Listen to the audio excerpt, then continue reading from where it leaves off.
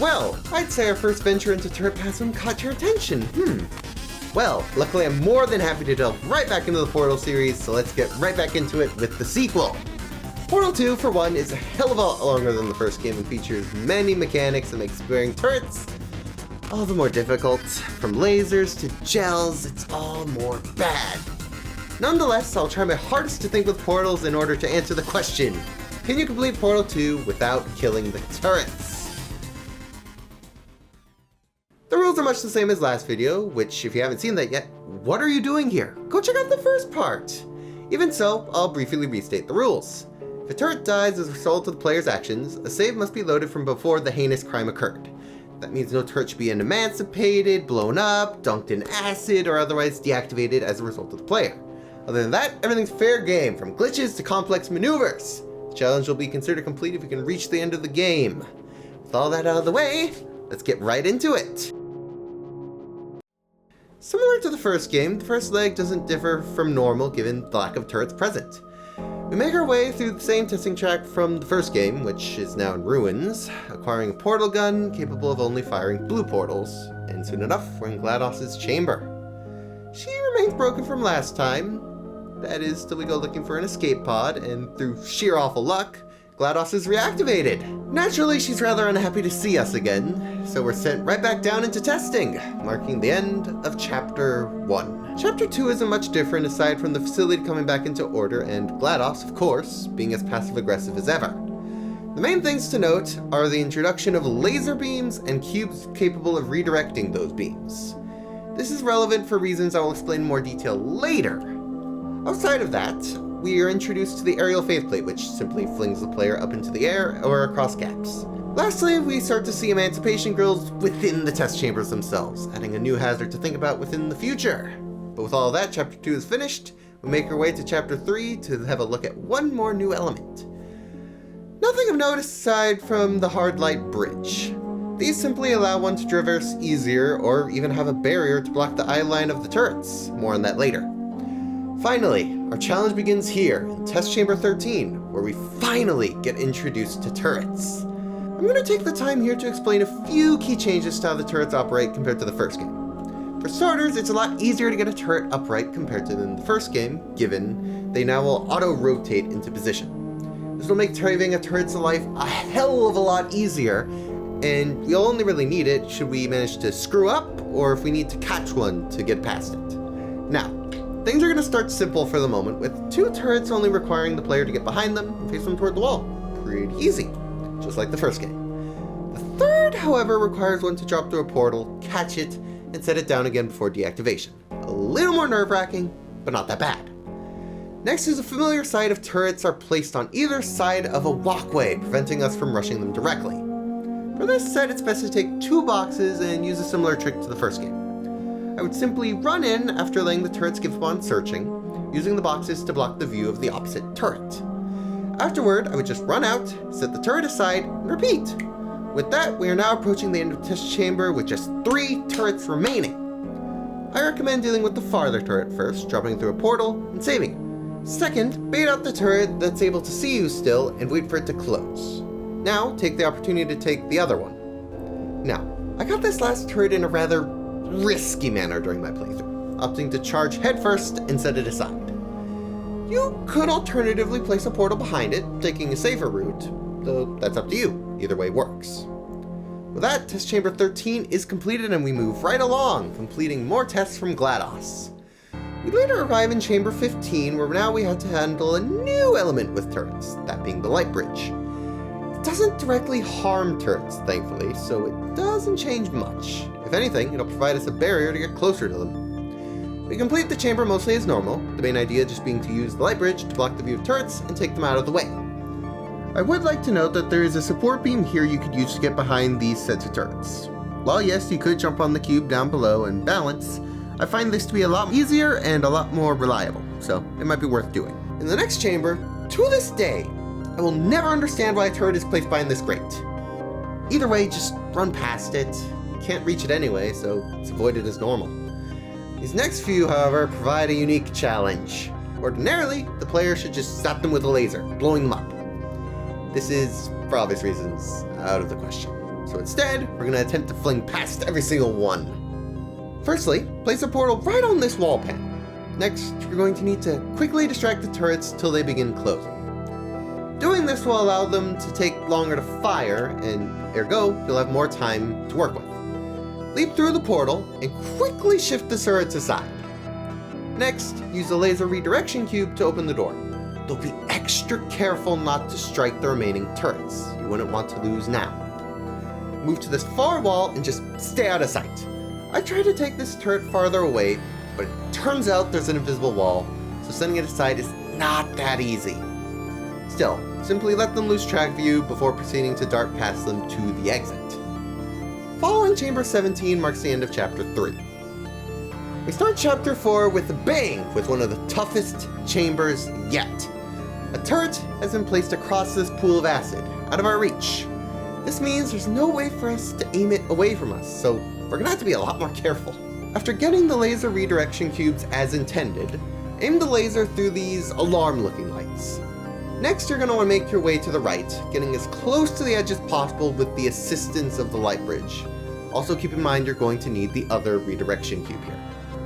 Crouch down and use the cube as a shield, moving closer to the laser, but be careful not to point it directly at the turret, since this could blow up the turret. Now this is the hard part, because it's going to take a lot of trial and error, but you need to carefully move the cube till it perfectly aims to hit the alarms and the receptacle at the back of the room. The issue is going to be doing this while getting shot. After all, too many hits is going to mean death. Still crouching, hide until the turret loses track of you before running back and hiding behind the hard light bridge. Sadly, it isn't over yet. Get the light bridge positioned for now and do your best to avoid dying in the process. After that, wait for the perfect moment before running toward the exit. The next chamber is a bit underwhelming by comparison. All I had to do was move through the chamber as normal, being careful not to zap the turrets. Lastly, I hid behind this wall before just running for the exit. Really not that hard. Sadly, that marks the end of the streak of turrets in the test chambers. Soon enough, Wheatley reemerges and we begin the escape sequence. Upon approaching this area full of pipes, we're met with turrets being placed down with the express purpose of gunning us down. You're going to need to take advantage of any cover available, sending the turrets out of the way before making your grand escape.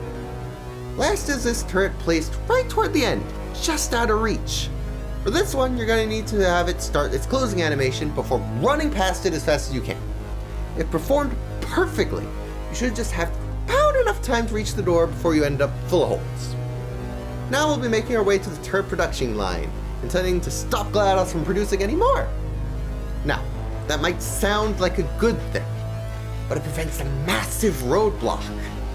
Firstly, pulling out the template turret just results in it exploding, already voiding the run. On top of that, inserting a defective turret will result in the blood of every turret afterwards that gets incinerated to be on our hands. In other words, you'd be responsible for a turret genocide. The door to leave the room is in the back, and it's going to remain sealed until we sabotage the production process.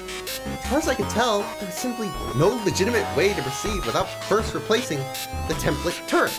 I spent a long time trying to come up with a solution, and eventually ended up turning to YouTube for ideas, looking for some sort of skip to get past the segment entirely. And as it would happen, I found one.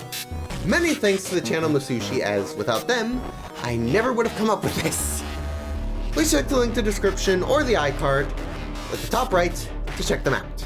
To summarize, this door is not perfectly designed. It actually has a very slim gap that's invisible to the eye. It requires the player to position themselves just perfectly and to aim very precisely at the door. Now, even after watching this video and learning just how it worked, it still took me roughly 30 minutes straight before finally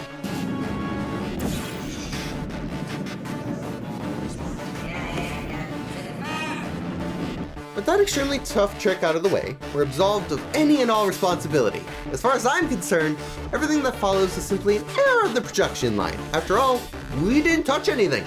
After disabling the neurotoxin, we make our way to GLaDOS to face her. Things seem to be going relatively well, until Wheatley betrays us out of nowhere, plunging us right down into the depths of the facility. Now, I'm going to be perfectly honest here. The next massive chunk of the game is rather irrelevant. After all, there's no turrets down in the depths of Aperture. Because of this, we're going to be skipping over this section for the most part, aside from explaining the mechanics, given they will be relevant later. Firstly is blue gel, which allows us to bounce and get to higher locations. It can also cause objects to bounce if they happen to be coated with it.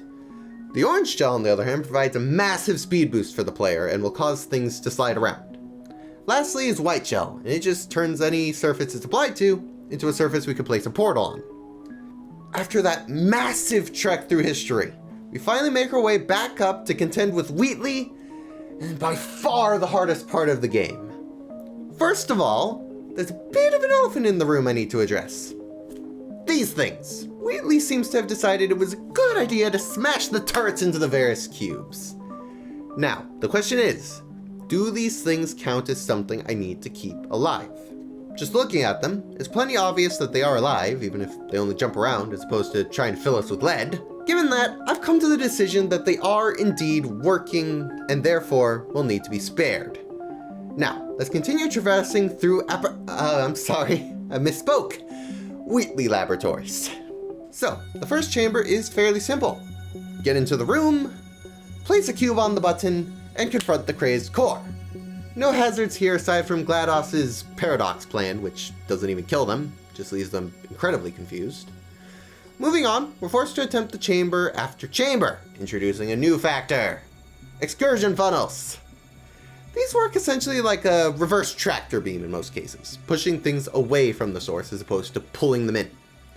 What's important for us is going to mainly be the test where we need to suspend cubes in mid-air with it. We immediately have to consider this in the very next chamber, as a matter of fact. This chamber features a deadly pit, as well as a cube dropper. If we just push this button, well, yeah, not exactly good. Because of that, we're going to need to keep in mind where the cube is going to drop and how we can bring it to safety. We bring it safely up to the button instead, solving the test successfully. For Chamber 3, we're met with Wheatley just bringing half the test to us. That aside, it can mostly be solved as normal. Just be careful to ensure that the cube is brought safely to you and doesn't fall in the pit. Continue solving as normal till we move on to Chamber 4 with our first regular sentry turret. It's meant to be removed using the excursion funnel, but to keep it alive, we'll need a different method, a more complex method. We'll need to rush it and set it safely aside. Yeah, it's not really all that big an issue. I set it over here, out of the way, and the rest can just be solved as normal. Just have to be extra careful with the cube. Next up is Chamber 5 with the aerial faceplate. Really not hard, just remember to put a funnel on the panel and don't spend 20 minutes trying to manipulate it in the air carefully. Anyway, Chamber 6 doesn't actually intend you to harm the turrets at all, so another chamber done as normal. Strangely, Wheatley moving us closer to him back in Chamber 6 seems to have skipped us over to Chamber 11. Strange, but who am I to complain? It also happens to have solved as normal, so I've got nothing to say. Same with Chambers 12, 15? Okay, these skips are getting a little ridiculous now. Anyway, there isn't much to say here either, so on to Chamber 16. Oh no. Chamber 16, Chamber 16, Chamber 16. Where to start? First of all, we're going to need the blue gel into this funnel. Pretty simple. Then we're going to use it to drop said gel onto 3 turrets, causing them to bounce into the pit below. See the problem? We can't just charge the turrets either, because we're just going to get shot down before we can even get to them. The only way to go about this is the wall panels on the side. I'll lay some blue gel on the ground and prepare for the hardest part of this run, honestly. In order to succeed, I'm going to need to cross this gap successfully, pick up the turrets, place them out of the way, and ensure none fall off the platform or otherwise die. That's not even mentioning that if I'm on there for more than a second or two, they're going to fire on me, likely knocking me off the platform myself. And to top it all off, you have to get their attention first, otherwise you're not going to even have those seconds to work with.